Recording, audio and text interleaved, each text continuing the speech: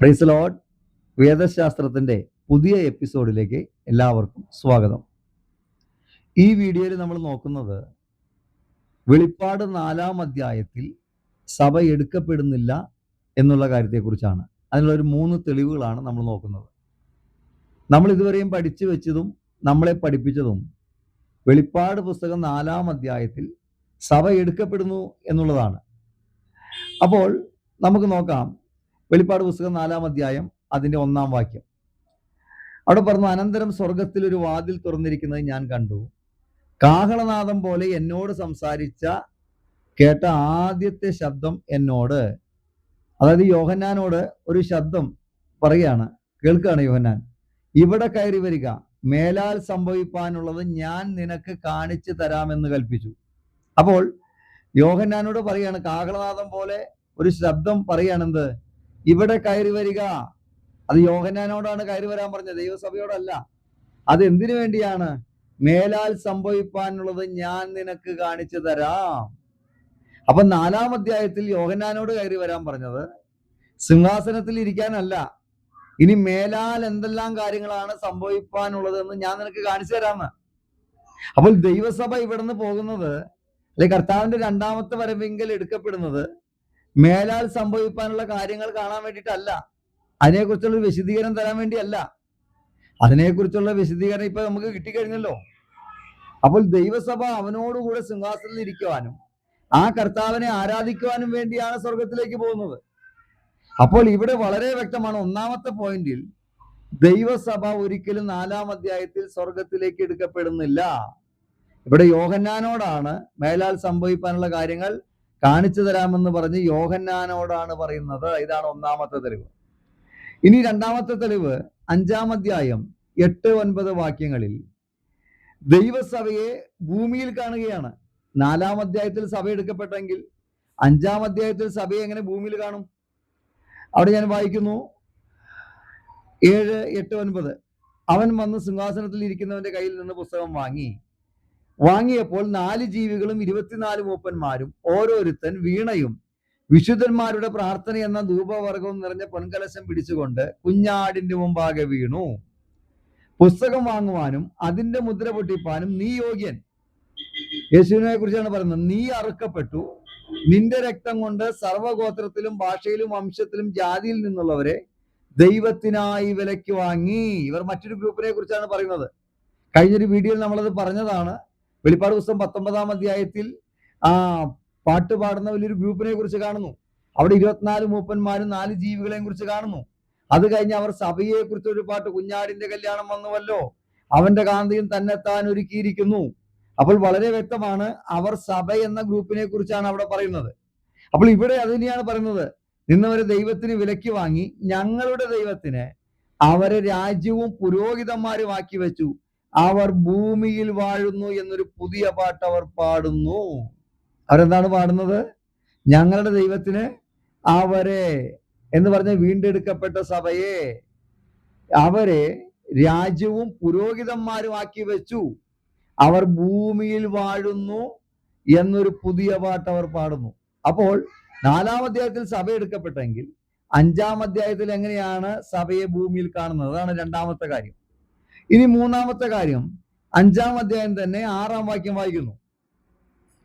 ആ വാക്യത്തിൽ എങ്ങനെയാണ്? ഞാൻ സിംഹാസനത്തിന്റെയും 4 ജീവികളുടെയും നടുവിലും മൂപ്പന്മാരുടെ മധ്യത്തിലും ഒരു കുഞ്ഞാട് അറുക്കപ്പെട്ടതുപോലെ നിൽക്കുന്നത് കണ്ടു. അതിന് 7 കൊമ്പും സർവഭൂമിയിലേക്കും അയച്ചിരിക്കുന്ന 7 ദൈവാത്മാക്കളായ 7 കണ്ണുണ്ട്. ഇത് 7-നെ കാണിക്കുന്നത് പൂർണ്ണതയെ കാണിക്കുകയാണ്. യെശയ്യാപ്രവചനം 11-ാം അധ്യായം 2-ാം വാക്യത്തിൽ എന്താണ്? ആ പരിശുദ്ധാത്മാവിന്റെ പൂർണ്ണതയെ കുറിച്ച് കാണിക്കുന്നുണ്ട്. ആ ഭാഗം ഞാൻ വായിക്കാം. യെശയ്യാപ്രവചനം അതിന്റെ 11-ാം അധ്യായം 2 മുതൽ അവിടെ ഇരിക്കുന്ന അവന്റെ മേൽ യഹോവയുടെ ആത്മാവ് ആവസിക്കും. അവിടെ പറഞ്ഞ യഹോവയുടെ ആത്മാവിനെ കുറിച്ച് പറയുക. ജ്ഞാനത്തിന്റെ ആത്മാവ്, വിവേകത്തിന്റെ ആത്മാവ്, ആലോചനയുടെ ആത്മാവ്, ബലത്തിന്റെ ആത്മാവ്, പരിജ്ഞാനത്തിന്റെ ആത്മാവ്, യഹോവ ഭക്തിയുടെ ആത്മാവ് തന്നെ. അപ്പൊ ഒന്ന് ഇവിടെ പറയുന്നത് യഹോവയുടെ ആത്മാവാണ്, 2 ജ്ഞാനത്തിന്റെ ആത്മാവാണ്, 3 വിവേകത്തിന്റെ ആത്മാവാണ്, 4 ആലോചനയുടെ ആത്മാവാണ്, 5 ബലത്തിന്റെ ആത്മാവാണ്, 6 പരിജ്ഞാനത്തിന്റെ ആത്മാവാണ്, 7 യഹോവഭക്തിയുടെ ആത്മാവാണ്. അപ്പൊ പരിശുദ്ധാത്മാവിന്റെ പൂർണ്ണതയെ കുറിച്ചാണ് 7 കാര്യങ്ങൾ പറയുന്നത്. 7 ആത്മാക്കൾ എന്ന് പറയുന്നത് അതിന്റെ പരിശുദ്ധാത്മാവിന്റെ പൂർണ്ണതയെ കുറിച്ച് പറയുക. അപ്പോൾ ഈ പരിശുദ്ധാത്മാവിനെ എവിടെയാണ് കാണുന്നത്? സർവ്വഭൂമിയിലേക്കും എന്താണ് അയച്ചിരിക്കുക. കണ്ടോ, സർവ്വഭൂമിയിലേക്കും അയച്ചിരിക്കുന്നത്. അങ്ങനെ എഴുതിയിരിക്കുന്നത്, അവിടെ എഴുതിയിരിക്കുന്നത് എങ്ങനെയാണ്? സർവ്വഭൂമിയിലേക്കും അയച്ചിരിക്കുന്ന 7 ദൈവാത്മാക്കളായ 7 കണ്ണുമുണ്ട്. സർവജ്ഞാനിയാണ് എന്നുള്ളത് കാണിക്കുവാൻ വേണ്ടിയാണ് എന്ത് ചെയ്യുന്നത്. നമുക്കറിയാം ഈ പരിശുദ്ധാത്മാവ് അല്ലെ പത്രോസിന്മേൽ ആവസിച്ചത് കൊണ്ടാണ് അനന്യാസും സഫീരയും അവർ നിലം വിറ്റു അല്ലെ. ആ ഭാഗം പഠിക്കാം. നിലം വിറ്റ് കഴിഞ്ഞപ്പോൾ അവർ എന്ത് ചെയ്തു? അവർ മറച്ചു വെച്ചു, അല്ലെങ്കിൽ കുറെ എന്താണ് എടുത്തു വെച്ചിട്ട് ഒരു അംശം എന്ത് ചെയ്തു?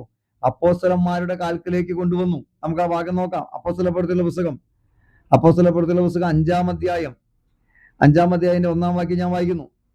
അവിടെ എഴുതിയിരിക്കുന്നതാണ്, എന്നാൽ അനന്യാസ് എന്ന് പേരുള്ള ഒരു പുരുഷൻ തന്റെ ഭാര്യയായ സഫീറയോടുകൂടെ ഒരു നിലം വിറ്റു. ഭാര്യയുടെ അറിവോടുകൂടെ വിലയിൽ കുറെ എടുത്തു വെച്ച ഒരു അംശം കൊണ്ടുവന്ന് അപ്പോസ്തലന്മാരുടെ കാൽക്കൽ വെച്ചു. അപ്പോൾ പത്രോസ്, അനന്യാസെ, പരിശുദ്ധാത്മാവിനോട് വ്യാജം കാണിപ്പാനും നിലത്തിന്റെ വിലയിൽ കുറെ എടുത്തു വെപ്പാനും സാത്താൻ നിന്റെ ഹൃദയം കൈവശമാക്കിയതെന്ത്? കണ്ടോ, പരിശുദ്ധാത്മാവിൽ നിറഞ്ഞവനായിട്ട് ഇവിടെ പറയാണ്. പരിശുദ്ധാത്മാവ് എല്ലാം അറിയുന്നു. ഇവർ വീട്ടിൽ വെച്ച് ചെയ്ത കാര്യം വേറെ ആരും കണ്ടിട്ടില്ല, പത്രോസ് പോലും കണ്ടിട്ടില്ല. പക്ഷെ പത്രോസിലൂടെ പരിശുദ്ധാത്മാവ് പറയാണ്, പരിശുദ്ധാത്മാവിനോട് വ്യാജം കാണിപ്പാനും നിലത്തിന്റെ വിലയിൽ കുറെ എടുത്തു വെപ്പാനും സാത്താൻ നിന്റെ ഹൃദയം കൈവശമാക്കിയതെന്ത്? അത് വിൽക്കും മുൻപേ നിന്റേതല്ലയോ ആയിരുന്നില്ലയോ? വിറ്റ ശേഷം നിന്റെ കൈവശമല്ലാഞ്ഞുവോ? ഈ കാര്യത്തിന് നീ മനസ്സ് വെച്ചതെന്ത്? മനുഷ്യരോടല്ല ദൈവത്തോടത്ര നീ വ്യാജം കാണിച്ചതെന്ന് പറഞ്ഞു. ഈ വാക്ക് കേട്ടിട്ട് അനന്യാസ് വീണു പ്രാണനെ വിട്ടു. കണ്ടോ, അപ്പൊ മനുഷ്യനോടല്ല ദൈവത്തോടത്ര വ്യാജം കാണിച്ചത്. അപ്പൊ പരിശുദ്ധാത്മാവ് ദൈവമാണ്, സർവജ്ഞാനിയാണ്. കണ്ടോ, അപ്പോൾ ഈ പരിശുദ്ധാത്മാവിനെ നമ്മൾ എന്താ എവിടെയാ കാണുന്നത്?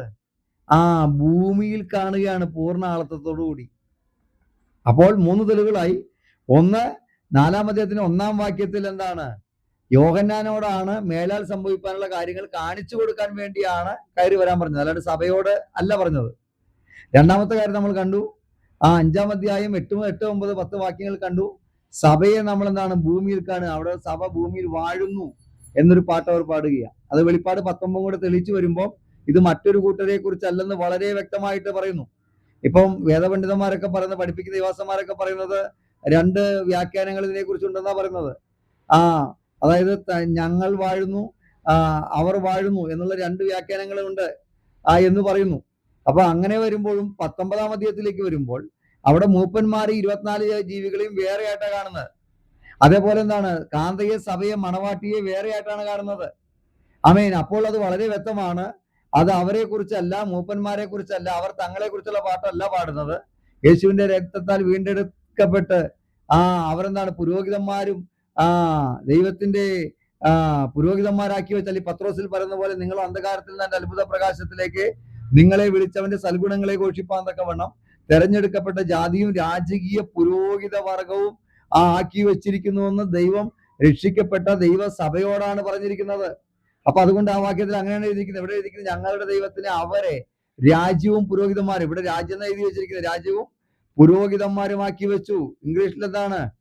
കിങ്സ് എന്നാണ്, രാജാക്കന്മാരാക്കി വെച്ചിരിക്കുന്നത് എന്ന് എഴുതിയിരിക്കുന്നു. അപ്പൊ പത്രോസിൽ അതാ പറഞ്ഞത്. അപ്പോൾ യഥാർത്ഥത്തില് 4-ാം അധ്യായത്തിൽ ദൈവസഭ എടുക്കപ്പെട്ടിട്ടില്ല എന്ന് വളരെ വ്യക്തമാണ്. അപ്പോൾ ദൈവസഭ എപ്പോഴാണ് എടുക്കപ്പെട്ടതിനെ കുറിച്ച് വെളിപ്പാട് പുസ്തകത്തിൽ വെളിപ്പെടുത്തി വെച്ചിരിക്കുന്നത്. കൃത്യമായിട്ട് വെളിപ്പാട് പുസ്തകത്തിൽ സഭയുടെ എടുക്കപ്പെടലിനെ കുറിച്ചും ആ സമയത്ത് എന്താണ് നടക്കുന്നതിനെ കുറിച്ചും, അതേപോലെ അവർക്ക് അതുകൊണ്ട് കൈവിടപ്പെട്ടു പോകുന്നവരുടെ കാര്യത്തെക്കുറിച്ചും അവരുടെ ഭാവി എന്താണെന്നതിനെ കുറിച്ചും ഒക്കെ വെളിപ്പാട് പുസ്തകത്തിൽ കൃത്യമായിട്ട് വെളിപ്പെടുത്തി വെച്ചിട്ടുണ്ട്. പക്ഷെ ഇന്ന് ഇത് തെറ്റിപ്പഠിപ്പിച്ചത് കൊണ്ട് ഞാൻ സാധാരണ പറയാറുള്ളത് പോലെ, ഷർട്ടിന്റെ ഒരു ബട്ടൺസ് തെറ്റിയിട്ടാൽ താഴത്തുള്ള എത്ര ബട്ടൺസ് മാറ്റി മാറ്റി ഇട്ടാലും ഒരിക്കലും എന്ത് ചെയ്യില്ല, ആ ബട്ടൺസ് റെഡിയാവില്ല. ആദ്യം നമ്മൾ ചെയ്യേണ്ടത് ഷർട്ടിന്റെ ഏറ്റവും ഫസ്റ്റ് ബട്ടൺസ് എന്ത് ചെയ്യണം? ഇത് മാറ്റി കറക്റ്റായിട്ട് ഇടണം.